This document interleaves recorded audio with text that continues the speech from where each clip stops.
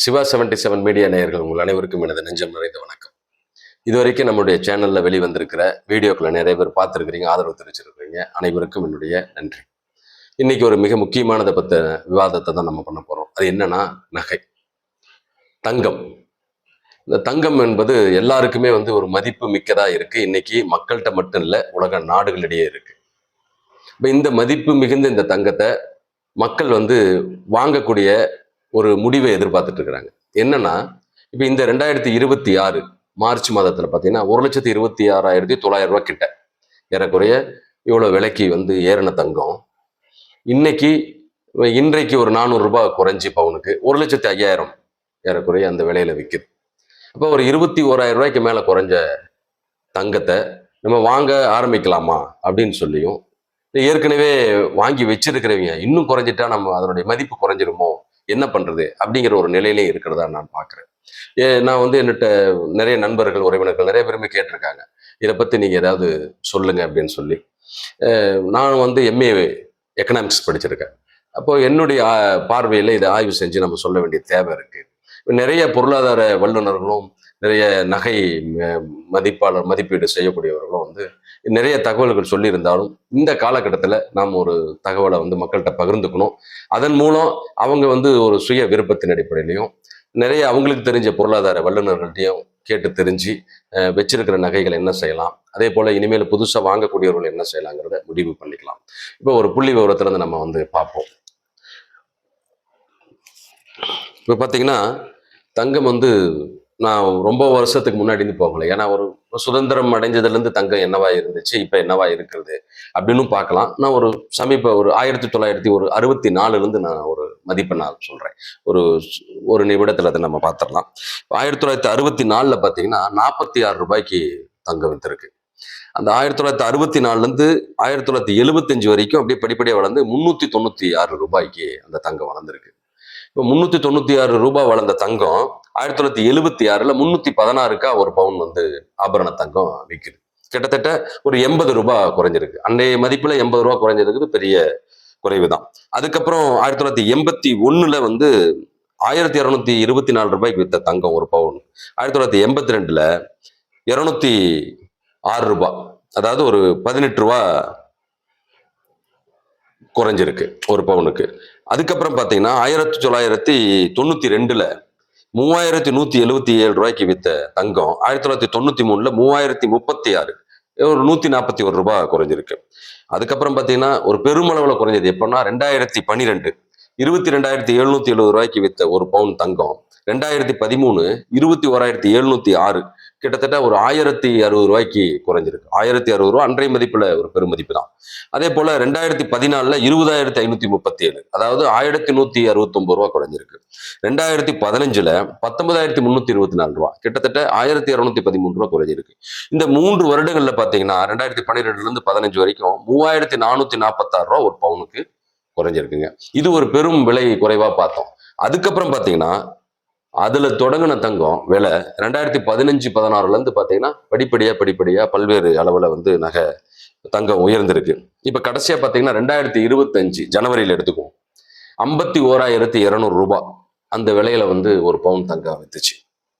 இது கூடுதலா GST making charge எல்லாம் வரும். இப்ப 51,200 ரூபாய் ஒரு பவுன் தங்கம் அதே 2025 டிசம்பர் மாசத்துல 1,04,800 ரூபாயா உயருது. இது கிட்டத்தட்ட பாதிக்கு நிகர் உயர்ந்த தங்கம் ஒரே வருடத்துல 2025 ஜனவரியில தொடங்கினது, டிசம்பர்ல 1,04,000, இன்னொரு மடங்கு தங்கம் உயர்ந்திருக்கு விலை. இப்ப 2026 ஜனவரியில அது 99,520 குறையுது, 5,280 ரூபாய் குறையுது. அதுக்கப்புறம் பாத்தீங்கன்னா 2026 ஜனவரி 30 பாத்தீங்கன்னா 1,24,296 உயருது, கிட்டத்தட்ட 24,776 ரூபாய் கிட்ட உயருது.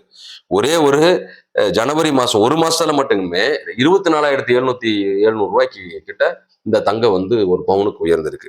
அதுக்கப்புறம் பிப்ரவரி மாசம் பாத்தீங்கன்னா 1,19,200, கிட்டத்தட்ட ஒரு 5,000 ரூபாய் மறுபடியும் குறையுது. அதுக்கப்புறம் பிப்ரவரியிலே பாத்தீங்கன்னா 1,11,600 ரூபாய், கிட்டத்தட்ட ஒரு 7,600 ரூபாய் குறையுது. மறுபடியும் பிப்ரவரி 28 1,24,400 ரூபாய் தங்கம் விளையிறது. அதே போல மார்ச் 1 அதுதான் உச்சம். 1,26,920 தங்கம். இப்போ ஒரு 2025 ஜனவரி மாசத்துல வாங்கியிருந்தா கூட அத்தனை ஆண்டுகளும் வாங்காம இருந்து அந்த ஜனவரி 2025ல 51,200 வாங்கியிருந்தா கூட ஒரு 15 மாதத்துல மார்ச் மாசம் 1,26,920 தங்கம் வந்திருக்கு.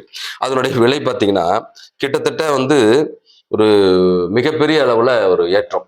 1,26,000 7,000 வச்சு 1,27,000 இங்கே 51,200. இதனுடைய வித்தியாசம் பார்த்தீங்கன்னா ஒரு மடங்குக்கு மேல 1.5 மடங்கு ஏறக்குறைய 1.5 மடங்கு தங்கம் விலை. ஒரு 15 மாதத்துல ஒரு பெரும் அளவுல ஒரு லாபத்தை ஈட்டி தரக்கூடிய ஒரு நிலையில தான் தங்கம் இருந்திருக்கு. இப்ப இதுல இருந்து நம்ம என்ன தெரிஞ்சுக்கலாம் அப்படின்னா, இப்ப என்னுடைய மதிப்பு அதுக்கு முன்னாடி எல்லாம் தங்கம் வாங்காம இருந்திருந்தால் கூட 2016 இருந்து ஒருத்தர் ஒவ்வொரு மாதமும் 1 கிராம் தங்கம் வாங்கியிருந்தா அன்னைக்கு ஒரு 6 லட்ச ரூபா கிட்டத்தட்ட தங்கம் இன்னைக்கு மதிப்பு வரைக்கும் வாங்கியிருப்பாங்க. இப்போ 2025 டிசம்பர் வரைக்கும் நான் சொல்றேங்க, மார்ச் வரைக்குமே கூட நீங்க எடுத்துக்கோங்க, கிட்டத்தட்ட ஒரு 6 லட்ச ரூபாய் தங்கம் ஏறி வாங்கியிருக்க முடியும். அவங்க விலை கொடுத்து வாங்கியிருக்கலாம். அதனுடைய மதிப்பு பார்த்தீங்கன்னா லாபம் மட்டுமே 12 லட்ச ரூபாய் கிட்ட வந்திருக்கும். அதாவது இன்னொரு மடங்கு ஒரு 15 மாதத்துல. இப்போ வங்கியில நம்ம போஸ்ட் ஆஃபீஸ்ல நம்ம டெபாசிட் பண்ணோம்னா கிட்டத்தட்ட ஒரு 8% அதிகபட்சம், இல்லைன்னா ஒரு 7.1 இப்படிதான் வட்டி தராங்க. ஆனா இது பார்த்தீங்கன்னா ஒரே ஒரு 15 மாதத்துல இன்னொரு மடங்கை விட கூடுதலா கிடைக்குதுங்கிறப்ப ஒரு மிகப்பெரிய ஒரு லாபம். ஆனா இது அவ்வளவு சீக்கிரமா நம்ம சாமானிய மக்கள் கணிச்சிட முடியாது. அது இவ்வளவு இந்த நேரத்துல இப்படி விலை ஏறுமா அப்படின்னு சொல்லி. அதே போல இன்னைக்கு என்ன நினைக்கிறாங்க, 1,26,000 ஏறின தங்கம் இன்னைக்கு 1,05,000 வந்துருச்சு. 21,000 விலை கம்மியா இருக்கு. இன்னும் குறையுமா? இதுவே பெரிய குறைவு தான், ஆனா இன்னும் குறையுமா அப்படின்னு சொல்லி மக்கள் எதிர்பார்த்துட்டு இருக்கிறாங்க. நான் சொல்றேன், 2016 இருந்து ஒருத்தர் மாதம் 1 பவுன் கணக்கு வச்சுக்கோங்க. மாதம் 1 பவுன் கிட்டத்தட்ட ஒரு 46, 48 லட்சம் ரூபாய்க்கு விலைக்கு வாங்கியிருப்பாங்க. ஒரு 10 வருஷத்துல 2016 இருந்து 26 வரைக்கும். அப்படி ஒரு 46 லட்சம் வாய்ப்பு உள்ளவங்க வாங்கியிருந்தால் இன்றைக்கு மதிப்புக்கு கிட்டத்தட்ட 1 கோடி ரூபாய் லாபம் மட்டுமே கிடைச்சிருக்கும். 1.5 கோடி ரூபாய் அதனுடைய மொத்த மதிப்பு. விலை ஏறின அந்த விலையில கணக்கெடு பார்க்குறப்ப கிட்டத்தட்ட லாபம் மட்டுமே 1 கோடி ரூபாய் பெற்றிருக்கலாம். இதே ஒரு அரை பவுனுன்னா இதுல உங்களுக்கு பாதி ஒரு 50 லட்ச ரூபா அவங்களுக்கு கிடைச்சிருந்திருக்கும். ஒரு 2 கிராம் மாசமான ஒரு 2 கிராம் வாங்கியிருந்தா கூட கிட்டத்தட்ட ஒரு 24 லட்ச ரூபாய்க்கு மேல கிடைச்சிருக்கும். அது இல்லைங்க, ஒரு 10 வருஷம் நான் தொடர்ந்து 1 கிராம் மட்டும் வாங்கி வச்சிருந்தேன்னா கூட 12 லட்சத்துக்கு மேல லாபம் மட்டுமே கிடைச்சிருக்கும். சரி, இந்த லாபத்தை எப்படி நம்ம கணக்கிட்டு நம்ம முதலீடு செய்யறது, எப்படி வாங்குறது அப்படிங்கிற மாதிரி நம்ம நினைச்சிருந்தா கூட பொதுமக்கள் சாமானிய மக்கள் எல்லாருமே அந்த நிலையில வந்திருக்க மாட்டாங்க. முடிவெடுக்க முடியாது, ஒரு தடுமாற்ற நிலை ஏற்படும். இப்போ நிலம் பார்த்தீங்கன்னா அதே போல எத்தனையோ ஆண்டுகள் நிலம் படிப்படியாக ஏறி இருந்தா கூட இந்த கொரோனா காலகட்டத்துக்கு பின்னாடி பார்த்தீங்கன்னா பல மடங்கு நிலத்துல விலை ஏற்றம் நிகழ்ந்தது. இன்னைக்கு ஒரு சராசரி நிலையில இருக்கு. ஆனா நிலம் எந்த நேரத்துல விலை ஏறும், எந்த நேரத்துல விற்கணும், எந்த நேரத்துல கம்மியா இருக்கிறப்ப நம்ம வாங்க தொடங்கணும், எந்த நேரத்துல விற்கணும் அப்படிங்கிற இது ஒரு வல்லுநர்களுக்கு தான் தெரியும். ஆனா தங்கத்தை மிகப்பெரிய வல்லுநர்கள் கூட கணிக்க முடியல. ஏன்னா அந்த நேரத்தில் நடந்த ஒரு உலக சூழல் உங்களுக்கு தெரிஞ்சிருக்கும். இஸ்ரேல் நடத்திய போர்கள், அமெரிக்கா நடத்திய போர்கள், வளைகுடா நாடுகள் மேல ஏற்பட்ட போர் பதட்டம், இதெல்லாம் காரணம்னு சொன்னா கூட இந்த கணிப்பை பெரிய பெரிய பொருளாதார வல்லுநர்கள் கூட கணிக்க முடியல, இவ்வளவு தங்கம் ஏற்றத்தை. ஆனா இப்போ என்ன நினைக்கிறாங்க, 21,000 ரூபாய் குறைஞ்சிருச்சு, இந்த நிலையில வாங்கலாமா, ஐயோ நம்ம அந்த நேரத்துல 1,26,000 வரப்பே நம்ம விற்காத விட்டுட்டுமே, வித்திருந்தா ஒரு பவுனுக்கு ஒரு 21,000 ரூபாய் கிடைச்சிருக்குமே அப்படின்லாம் நினைக்கிறாங்க. இப்ப அப்படி நினைச்சு தவிக்கிறவங்களுக்கும் நம்ம வாங்கலாமா, இந்த நிலையில இன்னும் குறைஞ்சா வாங்க ஆரம்பிக்கலாமா அப்படின்னு நினைக்கிறவங்களுக்கும் நான் பொதுவா சொல்லக்கூடிய பதிவு ஒண்ணுதான். அந்த காலத்துல இருந்து இந்த காலம் வரைக்கும் பாருங்க, புராண காலத்திலையும் பெரிய பெரிய கடவுள்கள் கூட உடல் முழுக்க நகைகளா இருக்கும், ஆபரணங்களா இருக்கும். அவங்களுக்கு மன்னர்கள் பார்த்துருந்தீங்கன்னா அந்த காலத்துல இருந்து இருக்கிற மன்னர்கள் வரைக்கும் உடல் முழுக்க அவங்க ஆபரண நகை தங்கங்கள் இருக்கும். அதே போல எண்ணற்ற நிலங்கள் இருக்கும் அவங்களுக்கு. அவங்க தான் ஒரு பெரும் அரசர்களா இருப்பாங்க. அதே போல இன்றைக்கு வரைக்கும் நாடுகள்ல பார்த்தீங்கன்னாலும் அவங்க நிறைய டன் கணக்கில் நகைகள் வச்சுட்டு இருக்காங்க. சீனா இன்னைக்கு வரைக்கும் தினந்தோறும் தங்கம் வாங்கிக்கிட்டே இருக்கு. ஏன்னா உலகம் முழுக்க மாற்றக்கூடிய ஒரு ஒரு மிக முக்கியமான ஒரு பொருளா இருக்கு. ஏன்னா ஒரு நாட்டுடைய டாலர் வந்து உலகத்துல இருக்கிற ஒரு மதிப்பு மிகுந்ததா இருக்கு. டாலர் வச்சுதான் வந்து வர்த்தகமே நடக்குது.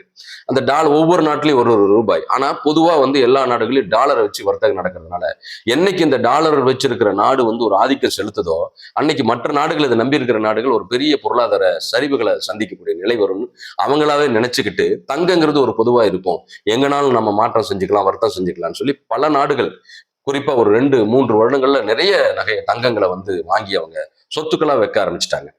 அப்ப இந்த நிலையில மக்கள் என்ன முடிவு எடுக்கிறதுனா, நான் முன்ன சொன்ன மாதிரிதான் எப்பவுமே ஒரு சிறப்பா இருக்கணும் அப்படின்னு நினைச்சா எப்படி அரசர்கள் நிறைய நிலங்கள் வச்சிருந்தாங்க, நிறைய தங்கங்கள் வச்சிருந்தாங்களோ, அவங்க மேல ஒரு மதிப்பு இருந்ததோ அதுபோல தனி மனிதனும் தங்கமும் வச்சிருக்கணும், நிலமும் வச்சிருக்கணும். இது ஒரு சில நிலைகள்ல நான் அரசு சொல்லியிருக்கலாம், தங்கம் வாங்கி வச்சுக்கோங்க, நிலம் வாங்குங்க அப்படின்னு சொல்லி. ஆனா பெரும்பான்மையா பார்த்தீங்கன்னா தனிப்பட்ட முறையில் குறிச்சு திரும்ப திரும்ப யாருமே எதுவுமே சொல்ல மாட்டாங்க. நீங்க வந்து நிலம் வந்து கண்டிப்பா உங்களுக்கு அவசியம், நிலம் ஏறிட்டு இருக்குங்க, விலை உயரும், அந்த நேரத்தில் நீங்க வாங்க முடியாது, இப்பயே வாங்கிக்குவாங்க அப்படின்னு குறிப்பிட்டு யாரும் சொல்ல மாட்டாங்க. அதே போல தங்கமும் வந்து நீங்க வாங்கி வைங்க அப்படிங்கிற மாதிரியும் குறிப்பிட்டு சொல்ல மாட்டாங்க. நம்ம தான் புரிஞ்சுக்கணும். யாரும் சொல்லலைனாலும் நம்மளே புரிஞ்சுக்கணும். இது வரைக்கும் நீங்க தங்கமே வாங்கலனாலும் வாங்க ஆரம்பிங்க, சிறுக சிறுக வாங்க ஆரம்பிங்க. 1947 ஒரு மதிப்பு வச்சுக்கிட்டா கூட எந்த இடத்துலையும் பெரிய அளவுல குறைஞ்சி மீண்டும் 1947 வித்த இடத்துக்கோ அல்லது ஒரு 1964 வித்த இடத்துக்கோ அல்லது 1980லயோ 90லயோ 2000லயோ வித்த இடத்துக்கோ வரல. தொடங்கி வளர்ச்சி தான் பெற்றிருக்கிறது வழி இன்னைக்கு வரைக்கும் உயர்வு நிலையில தான் தங்கம் இருக்கு. இந்தியாவில் மிக முக்கியமா ஒரு ஆபரணம் தாண்டி அவங்க குடும்பத்துல ஒரு மதிப்பு மிகுந்ததா அந்த தங்கத்தை நம்ம பார்க்கிறோம், ஒரு சென்டிமெண்டா நம்ம அந்த தங்கத்தை பார்க்கிறோம். அதனால இந்தியாவில் தங்கத்துக்கான மதிப்பு உலக அளவுலையும் இருக்கும், இந்திய அளவுலையும் இருக்கும். அதனால சிறுக சிறுக நீங்க சேமிக்க ஆரம்பிங்க, தவறு கிடையாது. அதே போல 1,26,000 நிலைக்கு வரப்ப வித்திருக்கலாம், இப்ப நம்ம என்ன பண்றதுன்னு நினைக்கிறீங்கன்னு சொல்றேன், தயவு செஞ்சு வச்சிருங்க, விற்க வேண்டாம். இந்த தங்கம் கண்டிப்பா இன்னும் ஒரு சில ஆண்டுகள்ல உயர்ந்த நிலைக்கு வரும். அப்ப இப்ப இருந்து நீங்க வாங்கணும்னு நினைக்கிறீங்களும் தாராளமா வாங்கலாம். ஒருவேளை 80,000 குறைஞ்சா கூட நீங்க ஒன்றும் தவறு கிடையாது. படிப்படியா நீங்க வாங்க ஆரம்பிக்கிற நகையும் ஒரு ஆவரேஜ் சராசரி மதிப்பு பார்க்குறப்ப அது உயர்ந்த நிலைக்கு தான் வரும். அந்த உயர்ந்த நிலைக்கு பொறுப்பு அது லாபகரமாக தான் இருக்கும். அதனால தங்கத்தை எப்படி அரசர்கள் மன்னர்கள் நாடுகள் இன்னைக்கு வந்து தங்கத்தை வச்சுட்டு இருக்கோம், அது மாதிரி தனி மனிதனும் தங்கத்தை வைத்திருக்க வேண்டிய அவசியம் இருக்கு. முறையா நீங்க ஜிஎஸ்டி கட்டி பில்லோட வாங்கி அந்த நகையை சேமிச்சு வைங்க. பிற்காலத்துல உங்களுக்கு அது ஒரு மிக மதிப்பு மிகுந்ததா இருக்கும், பாதுகாப்பாகவும் சொத்தாகவும் இருக்கும். அவசர தேவைக்கு விற்று நீங்க தேவைகளை பூர்த்தி செய்யக்கூடிய ஒரு நிலையம் இருக்கும். அதே போல நிலமும் வந்து வாங்குங்க. இந்த நேரத்துல பெரும் லட்சக்கணக்கில் விற்குதே கோடிக்கணக்கில் விற்குதே அப்படின்னாலும் அதுக்கு வாய்ப்பு இருக்கிறவங்க வாங்கி வைங்க. அது இல்லைனாலுமே ஒவ்வொருவருக்கும் நிலம் அவசியம். இப்ப பாத்தீங்கன்னா பட்டான் நிலம் புறம்போக்கு நிலமாங்க. பட்டா நிலம் வச்சிருக்கவங்களுக்கு மதிப்பு இருக்கும், புறம்போக்கு நிலம் வச்சிருக்கவங்களுக்கு மதிப்பு குறைவா இருக்கும். அதனால எங்கெல்லாம் இடம் குறைந்த விலையில நீங்க கைக்கு வச்சுட்டு இருக்கிற பணத்துல எங்க நிலம் இருக்கோ அங்க நிலத்தை நீங்க வாங்கி வைங்க. அது ஒருபோதும் உங்களுக்கு உங்களுக்கு நட்டத்தை தராது, மதிப்பை தான் கூட்டும். அதே போல தங்கத்தையும் வாங்கி வைங்க, அது உங்களுக்கு மதிப்பை கூட்டும். சிறு சிறு சேமிப்புகளில் நீங்க ஈடுபடுங்க. அது பிற்காலத்தில் உங்களுடைய அவசர தேவைகளுக்கு உங்களுடைய பொருளாதார வளர்ச்சிக்கும் அது உதவுங்கிறத சொல்லி, தங்கம் இந்த நேரத்திலும் வாங்கலாம். 80,000 வரும் 60,000 வருங்கிற நிலை இருந்தாலும் கண்டிப்பா நீங்க வாங்குங்க. அது அந்த அளவுக்கு இறங்காதுங்கிறது என்னுடைய கணிப்பு. அதனால தைரியமா நீங்க தங்கத்தை இன்றையிலிருந்து கூட நீங்க சிறுக சிறுக ஒரேடியா வாங்க வேண்டாம், சிறுக சிறுக சேமிக்க ஆரம்பிங்க. அதன் மூலம் தங்கத்தை சேர்த்துங்க, உங்களுடைய பொருளாதார வளத்தை பெருக்கிக்கோங்க. இதுதான் என்னுடைய இன்றைய விவாதத்தினோட பொருள். நன்றி, வணக்கம்.